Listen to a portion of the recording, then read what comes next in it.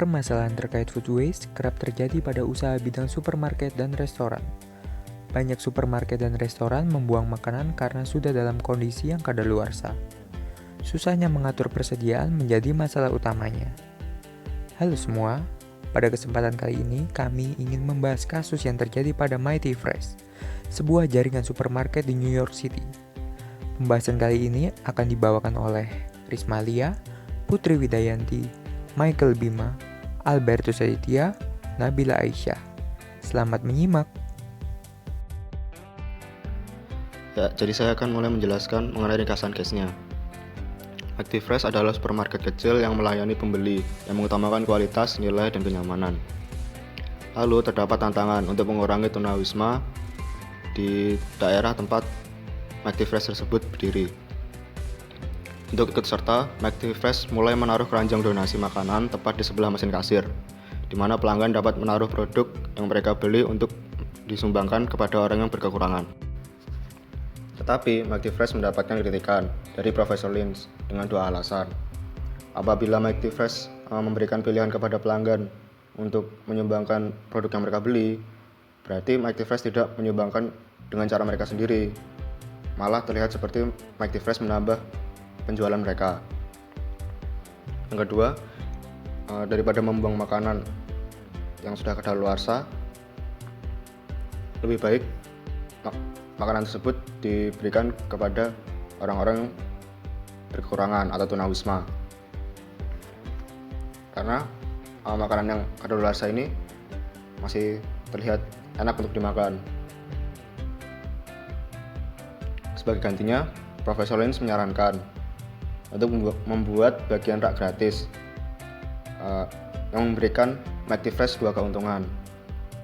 Yang pertama, berkurang pemborosan persediaan karena dengan diberikannya produk yang kadaluarsa, Mighty Fresh tidak membuang produk tersebut. Lalu yang kedua, menurut undang-undang, Mighty Fresh akan mendapatkan perlindungan dari liabilitas. Nah, setelah Fiona membaca surat kritikan tersebut, Fiona mendapatkan panggilan dari asisten untuk memutuskan masalah pengiriman strawberry yang walaupun produk premium, tapi penjualannya itu berkurang karena sudah di akhir musim panas. Jadi orang-orang kurang tertarik untuk membeli strawberry. Nah, di sini Fiona memiliki dua opsi. Yang pertama, membeli strawberry dengan menawar setengah harga, lalu menumpuk persediaan lama dan baru di rak display dan menjual dengan harga murah. Yang kedua, tidak membeli strawberry dan membiarkan stok strawberry yang baru saja dikirim dibuang. Mengapa dibuang? Karena menurut petani, bentuk stroberinya itu sudah tidak bagus dan kecil, walaupun enak dimakan. Tetapi nanti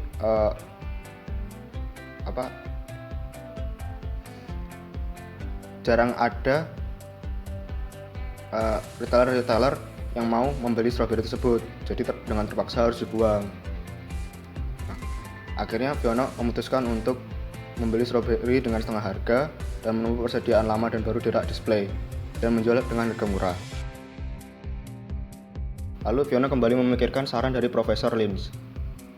Apabila Fiona membuat rak gratis, ia tidak mau tunawisma untuk berkeliaran di dalam tokonya, karena itu dapat mengganggu kenyamanan pelanggan yang membayar. Lalu ketakutan yang lain, orang-orang kan lebih memilih untuk mengambil di rak gratis tersebut daripada harus membayar produk yang mereka inginkan. Nah, setelah itu Fiona itu mulai mencari-cari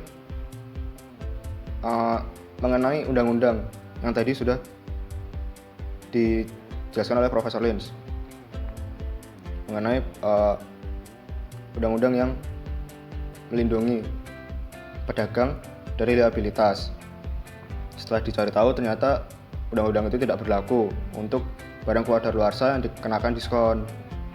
Jadi Profesor Lynch tadi itu tidak menyarankan diskon karena tidak berlaku untuk diskon. Nah, lalu Fiona juga ragu kalau ia harus menyumbangkan produknya tersebut melalui organisasi. Itu akan memakan waktu yang lama dan tidak efisien.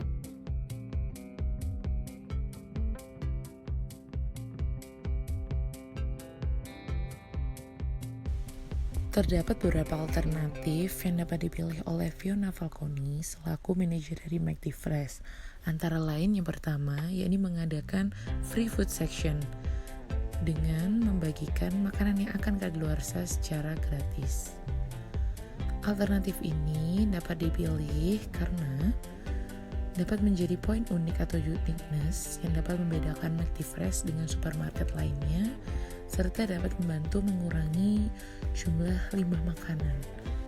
Sebab seperti yang dikemukakan pada kasus bahwa McDifresh memiliki banyak stok makanan yang mudah rusak, bahkan apabila dikalkulasikan rata-rata nasionalnya bisa mencapai 10%. Kemudian yang kedua, alternatif yang dapat diambil adalah yakni dengan memberikan diskon atau potongan harga yang besar untuk makanan yang akan kadaluarsa.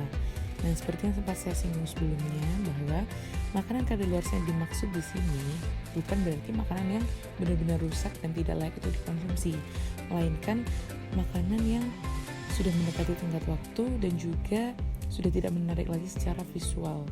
Atau misalkan apabila sayur atau buah itu sudah terlihat kurang segar atau warnanya sudah agak berubah.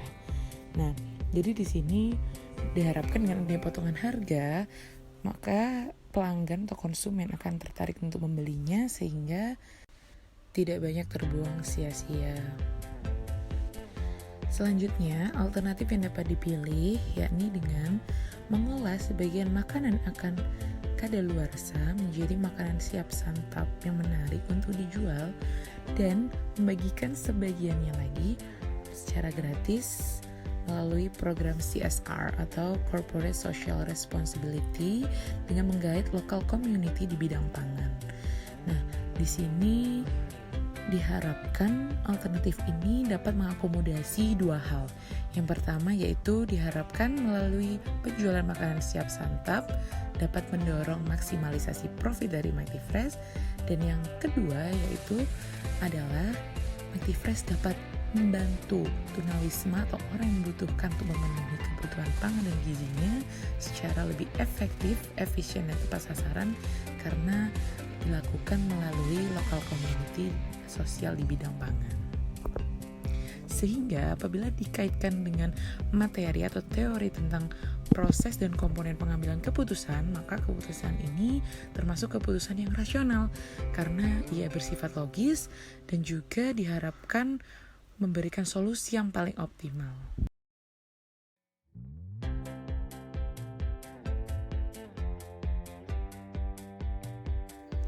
Berikut adalah outcome dan payoff metric yang kami peroleh dari S dan N yang telah dijelaskan sebelumnya.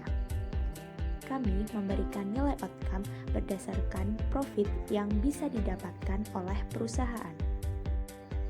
Pada sisi strategi, S3 memiliki nilai outcome yang paling besar karena melakukan pengolahan makanan lebih lanjut akan memberikan profit yang lebih besar kepada perusahaan. Pada sisi keadaan atau yang sering disebut N, S1N1 memiliki nilai outcome yang lebih kecil daripada S1N2 karena kondisi pasar yang unfavorable lebih mendukung terjadinya profit daripada kondisi pasar yang favorable. Sedangkan pada S2 dan S3, N1 memiliki nilai yang lebih besar daripada N2 karena kondisi pasar yang favorable lebih mendukung terjadinya profit daripada kondisi pasar yang unfavorable. Setelah kita menetapkan outcome dan juga payoff matrix dari ketiga strategi dan juga state of nature, kita lanjut kepada kriteria yang akan digunakan pada masalah ini. Di sini kami menggunakan kriteria of optimism maximax. Mengapa kami menggunakan kriteria tersebut? Alasan kami menggunakan kriteria tersebut adalah karena perusahaan McDifresh di sini menginginkan perusahaannya tetap profitable meskipun harus melakukan salah satu strategi yang telah disampaikan di awal presentasi. Nah, karena hal tersebut, kami menggunakan kriteria optimisme Maximax. Bagaimana cara menghitung kriteria of optimisme menggunakan Maximax? Caranya adalah sebagai berikut. Kita melihat tabel yang sudah disediakan. Nah, lalu kita melihat ke strategi 1. Nah, pada strategi 1 dituliskan bahwa angkanya ada 200 dan juga 300. Maka kita akan memilih angka terbesar di S1. Maka yang kita pilih adalah 300, yang nantinya akan menjadi max value untuk strategi 1. Lalu untuk strategi 2, terdapat angka 750 dan 500. Maka akan dipilih angka 750 menjadi max value untuk strategi 2. Dan untuk strategi 3, terdapat angka 850 dan 700. Maka angka 850 yang akan menjadi max value untuk strategi ketiga. Setelah kita mengetahui max value untuk seluruh strategi, kita akan berlanjut untuk memilih mana angka yang paling besar di antara max value ketiga strategi tersebut. Nah, ternyata kita menemukan bahwa max value terbesar dimiliki oleh S3, yaitu 850. Sehingga dapat kami simpulkan bahwa dengan menggunakan kriteria of optimisme Maximax menunjukkan bahwa strategi 3 adalah strategi terbaik atau strategi yang memiliki profit paling besar di antara strategi lainnya. Strategi 3 sendiri adalah strategi yang dilakukan dengan mengolah makanan yang akan kadaluarsa, sebagian menjadi makanan siap saji yang nantinya akan dijual, dan sebagian lagi akan dibagikan secara gratis melalui program CSR dengan menggait lokal community sosial di bidang pangan. Sehingga perusahaan tetap mendapatkan untung, namun tetap tidak membuang makanan yang akan kadaluarsa namun masih bisa atau layak untuk dimakan. Bagaimana dengan pembahasan yang telah kami lakukan? Menurut kalian, saran yang kami berikan untuk kasus Mighty Fresh sudah efektif dan efisien belum ya? Silahkan jawab di kolom komentar. Jawaban dengan alasan terbaik akan kami pin. Thank you.